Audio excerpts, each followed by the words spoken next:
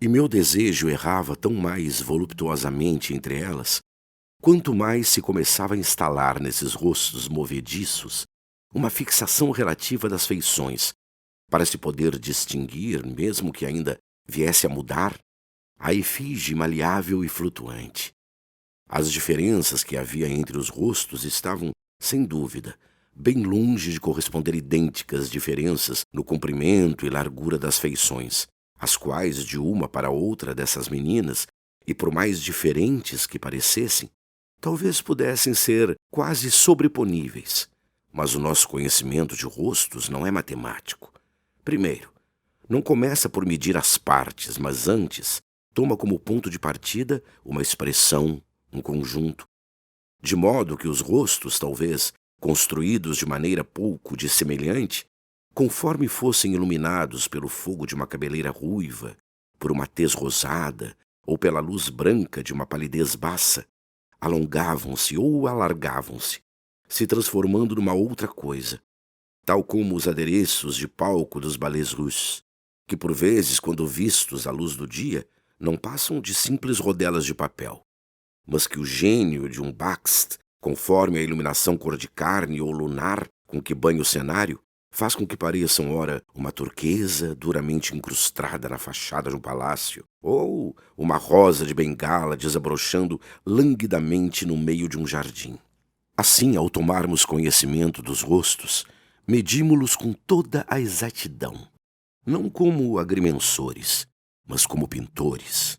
Quando, com o florescimento prodigioso do balé russo, revelando um após o outro Bakst, Nijinsky, Benoit e o gênio de Stravinsky, a princesa Yurbeletchev, patrocinadora de todos esses grandes homens, apareceu vestindo na cabeça um imenso e trêmulo aigrette, que era novo para as mulheres de Paris e que todas procuravam copiar.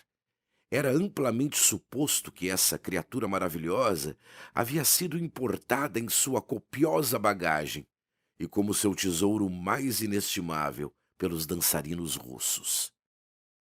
Era uma mistura de desgosto e alarme que senti quando criança ao acompanhar minha mãe aos banhos de Deligny, naquele estranho cenário de uma piscina de água que não refletia nem céu nem sol, se aquelas profundezas não eram a entrada para os mares do Ártico.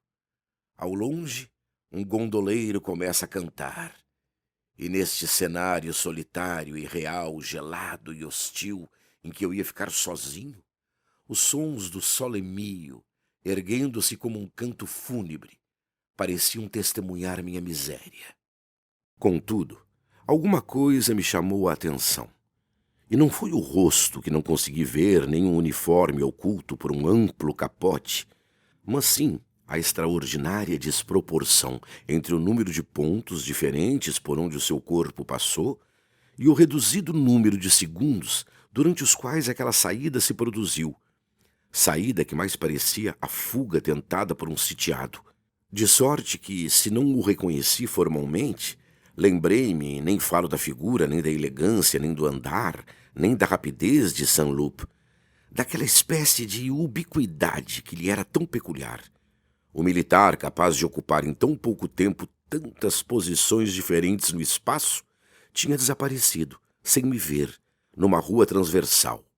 E fiquei hesitante, sem saber se devia ou não entrar naquela moradia, cuja aparência modesta me suscitava fortes dúvidas de que tivesse sido Saint-Loup a sair de lá. Imagine um quarto em que um homem morreu. Um homem que prestou grandes serviços ao seu país. Os homens do coveiro se preparam para levar o caixão para baixo. E o filho do morto estende a mão aos últimos amigos que passam por ele. De repente o silêncio é quebrado por um floreio de trombetas sob as janelas e ele se sente indignado, pensando que isso deve ser algum plano para zombar e insultar de sua dor.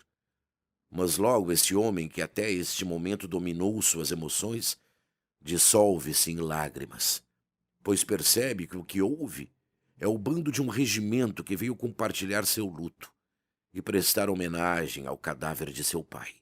Mesmo imóvel, a cor que era a sua mais do que todos os germantes só por ser a luminosidade do sol de um dia dourado tornada sólida, como uma plumagem peculiar. Fazia dele uma espécie tão rara, tão preciosa, que se gostaria de possuir numa coleção ornitológica. Mas quando, além disso, essa luz transformada em pássaro se punha em movimento, em ação, quando, por exemplo, via Robert de Saint-Loup entrar numa festa onde eu estava, com aqueles meneios de cabeça, como uma polpa cuidada e altaneira, sob a aigrette de ouro dos seus cabelos já um pouco escassos, com movimentos de pescoço de tal forma mais flexíveis, mais altivos e mais coquetes do que os dos outros seres humanos, perante a curiosidade meio mundana, meio zoológica que ele despertava, interrogávamo-nos se estaríamos no Faubourg Saint-Germain ou no Jardim Botânico, se estaríamos a ver um membro da aristocracia atravessando um salão ou uma ave deambulando na sua gaiola.